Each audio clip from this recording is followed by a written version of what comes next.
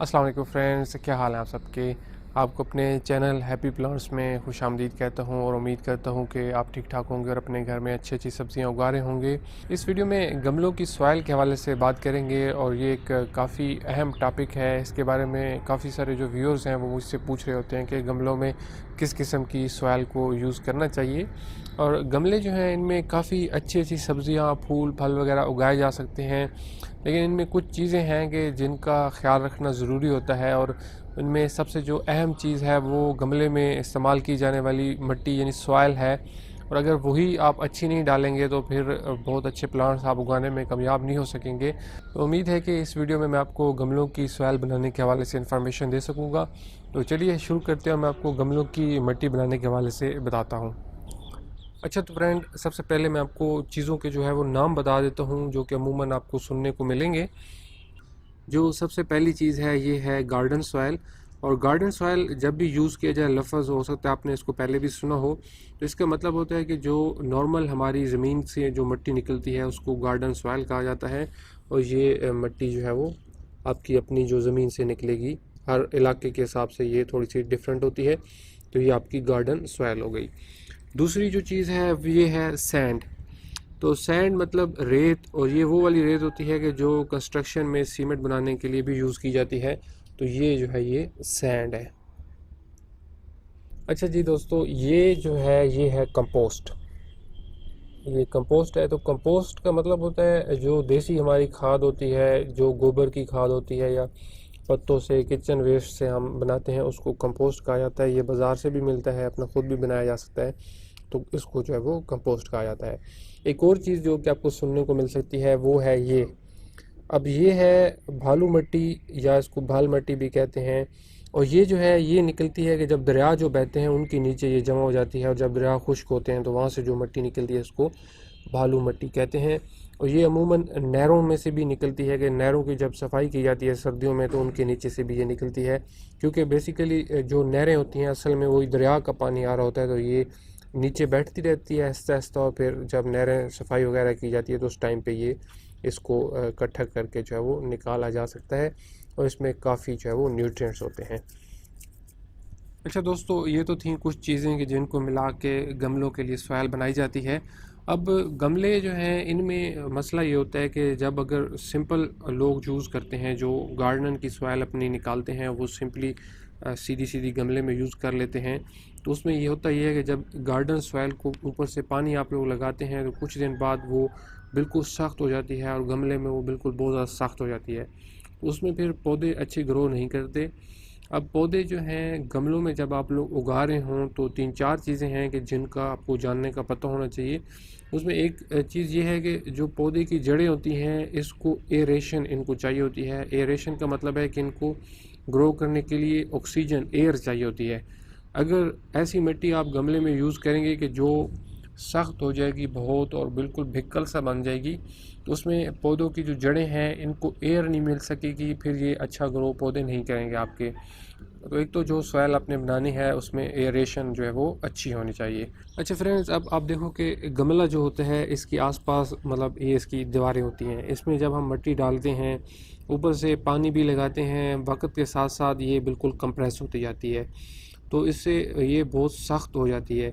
तो ऐसी मिट्टी सॉइल ऐसी बनानी होती है कि जिस पे बाद में जितनी भी दफ़ा पानी भी लगता रहे फिर भी वो सख्त ना हो। अगर ये मिट्टी आपकी सख्त हो जाएगी तो पौधे की जड़ें अच्छी नहीं फैल सकेंगी, तो उससे फिर ये पौधा इतना अच्छा ग्रो नहीं करेगा। तो पौधों के लिए बड़ी सॉफ्ट सी मिट्टी, फ्लफ़ी सी सॉफ्ट सी मिट्टी बनानी होती है। और फ्रेंड्स अभी क्योंकि आप देखो कि गमले जो हैं ज़मीन में जब हम कोई भी चीज़ उगाते हैं उसके जड़ों के पास बहुत जगह होती है, वो बहुत उसकी जड़ें नीचे भी जा सकती हैं, आसपास भी फैल सकती हैं। लेकिन जो गमले होती हैं ये महदूद होते हैं, मतलब इसकी अभी देखें कि छोटा सा गमला होता है और वो बिल्कुल उसकी अंदर ही जड़ों ने फैलना होता है, ज़्यादा जगह जड़ों के पास नहीं होती। उसी गमले में से ही जड़ों ने अपनी सारी जो खुराक है पौधे की वो पूरी करनी होती है। तो जो सॉइल यूज़ की जाती है गमले में वो इनरिच होनी चाहिए, यानी कि उसमें ताकत होनी चाहिए, न्यूट्रिएंट्स इतने होने चाहिए कि जड़ें जो है वो अपने पौधे को उसमें से न्यूट्रिएंट्स अब्जॉर्ब कर करके अच्छे तरीके से मुहैया करती रहें और उनकी खुराक उससे अच्छी बनती रहे। तो सॉइल जो गमलों के लिए बनाई जाती है वो काफ़ी ताकतवर किस्म की सॉइल बनानी होती है। अच्छा तो दोस्तों एक और चीज़ जो है वो है पानी की निकासी। तो गमलों में जो सॉइल आती है बहुत थोड़ी सी होती है, और अगर ऐसी सॉइल आप डाल दें कि जिसको पानी लगाएं तो पानी बहुत जल्दी उसमें से खुश्क ना हो और उसमें कीचड़ बना रहे, तो उसमें वाटर लॉगिंग हो जाती है, यानी कि हर वक्त वो गीली नीचे से रहती है, जिसकी वजह से पौधों की जो जड़ें हैं वो नीचे से गलना शुरू हो जाती हैं। तो सॉइल ऐसी आपने बनानी पड़ेगी कि जिसमें पानी की जो निकासी है वो बहुत अच्छी होनी चाहिए। और साथ में जो गमला इस्तेमाल किया जाता है उसके जो नीचे है, जैसा कि अभी ये गमला है, इसके अगर मैं आपको नीचे दिखाऊं तो ये इसके एक मिट्टी वाला ये गमला है, इसमें एक सुराख होता है। और मिट्टी वाले जो गमले हैं, ये जो क्ले पॉट्स जिनको हम कहते हैं, इनकी अच्छी बात ये है कि इनके साइडों में भी जो है ये पोर्स होते हैं, मिट्टी में से पानी जो है वो पी जाता है गमला खुद भी, और फिर जब धूप लगती है तो इसमें से ये एवापोरेट होकर पानी इसमें से निकल जाता है। तो ये गमलों की अच्छी बात ये है कि बहुत ही अच्छे ड्रेनर होते हैं। ये जो क्ले पॉट्स होते हैं इनमें पानी की निकासी जो है वो बहुत ही अच्छी हो जाती है, और पानी इनमें खड़ा नहीं होता, जिससे पौधा जो है वो उसकी जड़ें जो है उनको गलने का चांस नहीं होता। और फिर दूसरा इसके जो डिसएडवांटेज है वो ऑब्वियसली ये है कि पानी इसमें जल्दी भी खुश्क हो जाता है, तो पौधे जो है वो कभी कभी ये भी होता है कि आपको पानी फिर लाजमी पता है ज़्यादा भी लगाना पड़ेगा कि मिट्टी खुश्क भी जल्दी हो जाती है। तो इसमें सॉइल का भी बहुत अहम रोल होता है। अगर आप अच्छी सॉइल बनाएंगे तो उसमें पानी की जो निकासी है वो ड्रेनिंग अच्छी होगी। अच्छा तो फ्रेंड्स ये थी कुछ चीज़ें कि जिनको आपने जहन में रखना होता है जब आप सॉइल बना रहे होते हैं पौधों के हवाले से। अभी मैं आपको एक्चुअल तरीका बताता हूँ कि कौन कौन सी चीज़ें मिक्स करके आप अपने जो गमले हैं उनके लिए सॉइल बनाएं, तो उसमें ये सारी खूबियाँ होंगी कि वो उसमें पानी की ड्रेनिंग भी अच्छी होगी, उसमें ताकत भी होगी, वो जमेगी भी नहीं, उसमें जड़ों की जो एयरेशन है वो भी अच्छी होगी। तो इसका अभी मैं आपको तरीका मुकम्मल बताता हूँ कि जो सबसे पहली बेस होती है वो आपकी नॉर्मल गार्डन सॉइल होती है, यानी जो मिट्टी आपकी अपनी निकलती है। सबसे पहले आपने 2 हिस्से अपने उस मिट्टी के लेके आने हैं। इसमें ये कोई आप मग या कोई बाल्टी वगैरह यूज़ कर सकते हैं। उसमें 2 बाल्टियाँ जो है वो नॉर्मल आप अपनी गार्डन सॉइल की लेके आएंगे।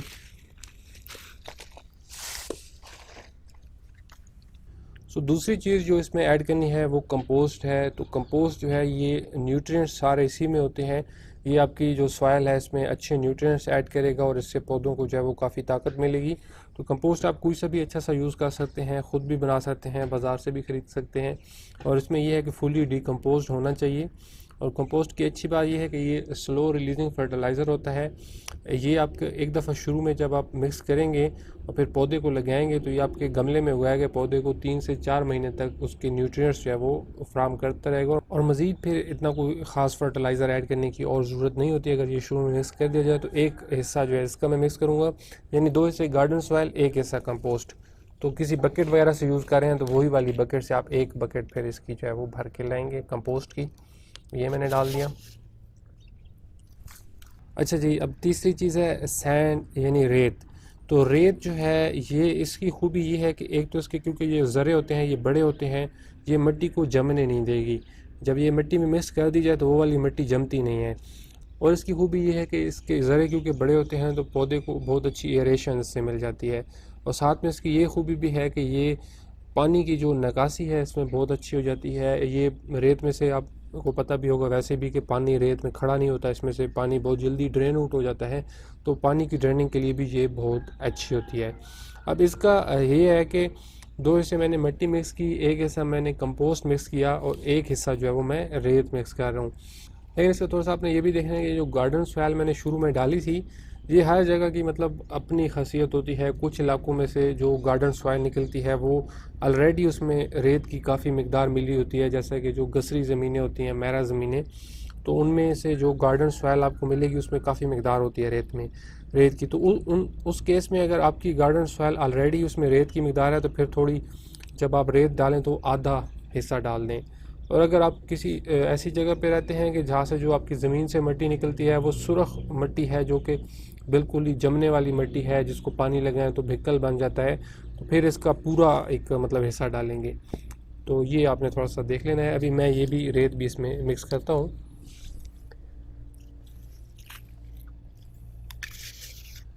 अभी इन तीनों चीज़ों को मैंने डाल दिया है, अब इनको मैं अच्छे तरीके से मिक्स करता हूँ।